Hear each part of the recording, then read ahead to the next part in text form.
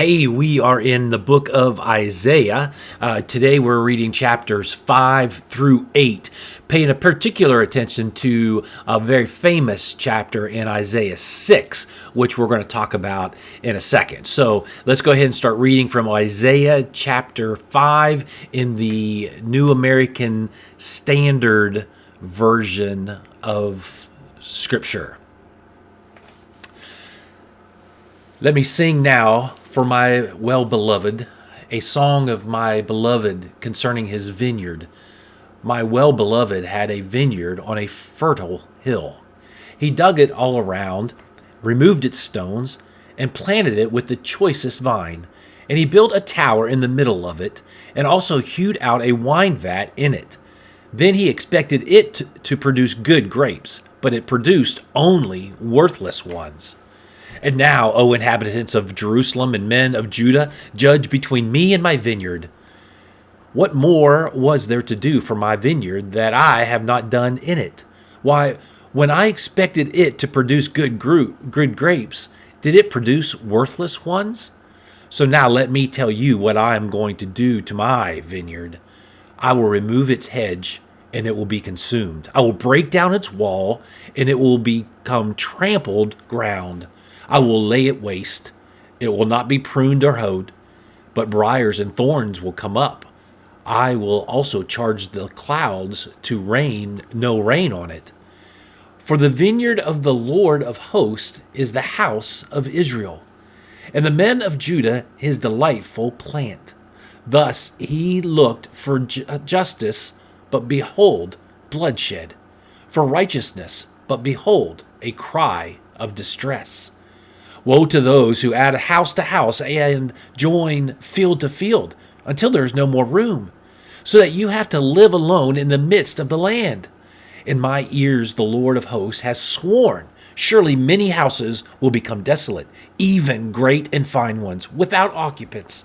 For 10 acres of vineyard will yield only one bath of wine, and a homer of seed will yield but an ephah of grain. Woe to those who rise early in the morning, that they may pursue strong drink. Woe who stay up late in the evening, that wine may inflame them. Their banquets are accompanied by lyre and harp, by tambourine and flute, and by wine. But they do not pay attention to the deeds of the Lord, nor do they consider the work of his hands. Therefore my people go into exile for their lack of knowledge, and their honorable men are famished, and their multitude is parched with thirst. Therefore Sheol has enlarged its throat and opened its mouth without measure. And Jerusalem's splendor, her multitude, her din of revelry, and the jubilant within her descend into it. So the common man will be humbled, and the man of importance abased. The eyes of the proud also will be abased. But the Lord of hosts will be exalted in judgment, and the holy God will show himself holy in righteousness. Then the lambs will graze as in their pasture, and strangers will eat in the waste places of the wealthy. Woe to those who drag iniquity with the cords of falsehood, and sin as if with cart ropes, who say, let him make speed, let him hasten his work, that we may see it. And let the purpose of the Holy One of Israel draw near, and come to pass, that we may know it. Woe to those who call evil good and good evil, who substitute darkness for light and light for darkness, who substitute bitter for sweet and sweet for bitter. Woe to those who are wise in their own eyes and clever in their own sight. Woe to those who are heroes in drinking wine and valiant men in mixing strong drink, who justify the wicked for a bribe and take away the rights of the ones who are in the right. Therefore, as a tongue of fire consumes stubble and dry grass collapses into the flame, so their root will become like rot and their blossom blow away as dust. For they have rejected the law of the Lord of hosts and despised the word of the Holy One of Israel. On this account the anger of the Lord has burned against his people, and he has stretched out his hand against them and struck them down. And the mountains quaked, and their corpses lay like refuse in the middle of the streets. For all this his anger is not spent, but his hand is still stretched out. He will also lift up a standard to the distant nation, and will whistle for it from the ends of the earth. And behold, it will come with speed swiftly. No one in it is weary or stumbles. None slumbers or sleeps, nor is the belt at its waist undone, nor its sandal strap broken. Its arrows are sharp, and all its bows are bent. The hoofs of its horses seem like flint, and its chariot wheels like a whirlwind. It's roaring like a lioness. It roars like young lions. It growls as it seizes the prey and carries it off with no one to deliver it. And it will growl over it in that day like the roaring of the sea. If one looks to the land, behold, there is darkness and distress. Even the light is darkened by its clouds. In the year of King Uzziah's death, I saw the Lord sitting on a throne, lofty and exalted, with the train of his robe filling the temple. Seraphim stood above him, each having 6 wings. With 2 he covered his face, and with 2 he covered his feet, and with 2 he flew. And one called out to another and said, Holy, holy, holy is the Lord of hosts. The whole earth is full of his glory. And the foundations of the thresholds trembled at the voice of him who called out, while the temple was filling with smoke. And then I said, Woe is me, for I am ruined, because I am a man of unclean lips, and I live among a people of unclean lips. For my eyes have seen the King, the Lord of hosts. Then one of the seraphim flew to me with a burning coal in his hand, which he had taken from the altar with tongs. He touched my mouth with it and said, Behold, this has touched your lips, and your iniquity is taken away, and your sin is forgiven. Then I heard the voice of the Lord saying, Whom shall I send, and who will go for us? Then I said, Here I am, here am I. Send me, he said. Go and tell this people, keep on listening, but do not perceive. Keep on looking, but do not understand. Render the hearts of this people insensitive, their ears dull, and their eyes dim. Otherwise they might see with their eyes, hear with their ears, understand with their hearts, and return and be healed. Then I said, Lord, how long? And he answered, Until cities are devastated and without inhabitant. Houses are without people, and the land is utterly desolate. The Lord has removed men far away, and the forsaken places are many in the midst of the land. Yet there will be a 10th portion in it, and it will again be subject to burning. Like a terebinth or an oak whose stump remains when it is felled, the holy seed is its stump. Now it came about in the days of Ahaz, the son of Jotham, the son of Uzziah, king of Judah, that Rezin, the king of Aram, and Pekah, the son of Ramaliah, king of Israel, went up to Jerusalem to wage war against it, but could not conquer it. Then it was reported to the house of David, saying, The Arameans have camped in Ephraim. His heart and the hearts of his people shook as the trees of the forest shake with the wind. Then the Lord said to Isaiah, Go out now to meet Ahaz, you and your son Shear-Jashub, at the end of the conduit of the upper pool on the highway to the fuller's field, and say to him, Take care and be calm. Have no fear and do not be faint-hearted because of these 2 stubs of smoldering firebrands, on account of the fierce anger of Rezin and Aram and the son of Ramaliah. Because Aram with Ephraim and the son of Ramaliah has planned evil against you, saying, Let us go up against Judah and terrorize it, and make for ourselves a breach in its walls, and set up the son of Tabeel as king in the midst of it. Thus says the Lord God, It shall not stand, nor shall it come to pass. For the head of Aram is Damascus, and the head of Damascus is Rezin. Now within another 65 years, Ephraim will be shattered, so that it is no longer a people. And the head of Ephraim is Samaria, and the head of Samaria is the son of Ramaliah. If you will not believe, you surely shall not last. Then the Lord spoke again to Ahaz, saying, Ask a sign for yourself from the Lord your God. Make it deep as Sheol, or high as heaven.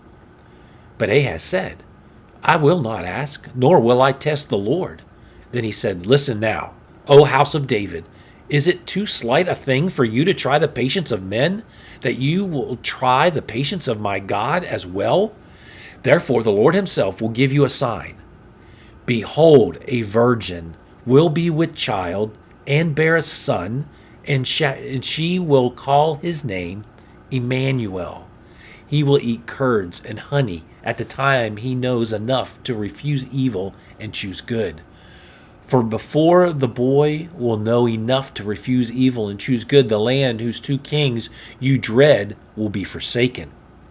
The Lord will bring on you, on your people, and on your father's house each days as have never come since the day that Ephraim separated from Judah, the king of Assyria. In that day the Lord will whistle for the fly that is in the remotest part of the rivers of Egypt, and for the bee that is in the land of Assyria.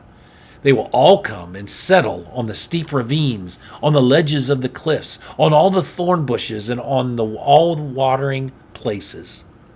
In that day, the Lord will shave with a razor, hired from regions beyond the Euphrates, that is, with the king of Assyria, the head of the hair and the hair of the legs, and it will also remove the beard. Now in that day a man may keep alive a heifer and a pair of sheep, and because of the abundance of the milk produced, he will eat curds. For everyone that is left within the land will eat curds and honey. And it will come about in that day that every place where there used to be 1,000 vines valued at 1,000 shekels of silver will become briars and thorns. People will come there with bows and arrows, because all the land will be briars and thorns. As for all the hills which used to be cultivated with the hoe, you will not go there for fear of briars and horns, but they will become a place for pasturing oxen and for sheep to trample. Then the Lord said to me, take for yourself a large tablet and write on it in ordinary letters, swift is the booty, speedy is the prey, and I will take to myself faithful witnesses for testimony, Uriah the priest and Zechariah the son of Jeberechiah. So I approached the prophetess, and she conceived and gave birth to a son. Then the Lord said to me, excuse me, name him Maher-Shalal Hashbaz. For before the boy knows how to cry out, my father or my mother, the wealth of Damascus and the spoil of Samaria will be carried away before the king of Assyria. Again the Lord spoke to me further, saying, inasmuch as these people have rejected the gently flowing waters of Shiloah, and rejoice in Rezin and the son of Ramaliah, now therefore, behold, the Lord is about to bring on them the strong and abundant waters of the Euphrates, even the king of Assyria, and all his glory. And it will rise up over all its channels and go over all its banks. Then it will sweep on into Judah. It will overflow and pass through. It will reach even to the neck, and the spread of its wings will fill the breadth of your land, O Emmanuel. Be broken, O peoples, and be shattered, and give ear, all remote places of the earth. Gird yourselves, yet be shattered. Gird yourselves, yet be shattered. Devise a plan, but it will be thwarted. State a proposal, but it will not stand, for God is with us.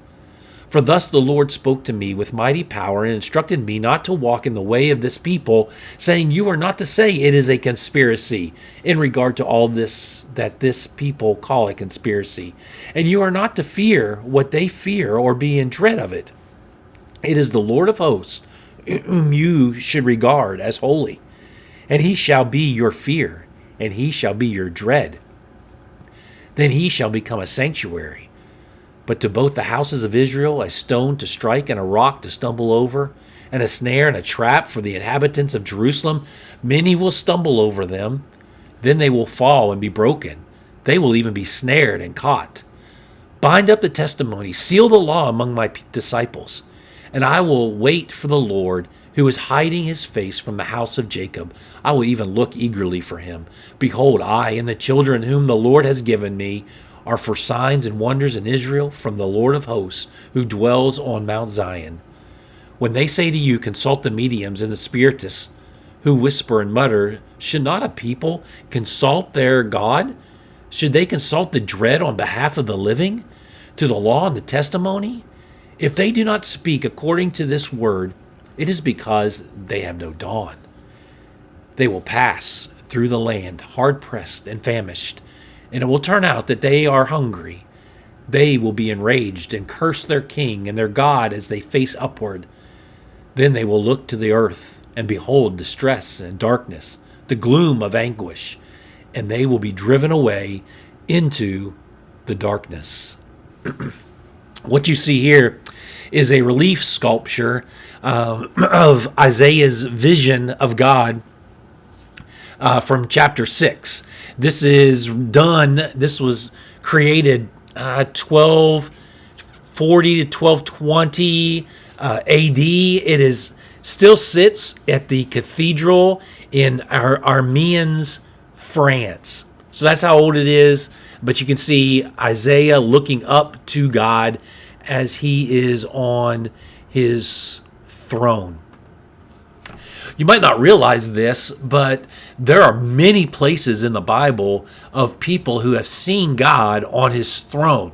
Just to name some of them, the prophet Micaiah in 1 Kings, Job did, David did, the sons of Korah did, Ethan the Ezrahite, Jeremiah, Ezekiel, Daniel, the Apostle John did in Revelation. In fact, in Revelations, there's at least 35 references to seeing God on his throne.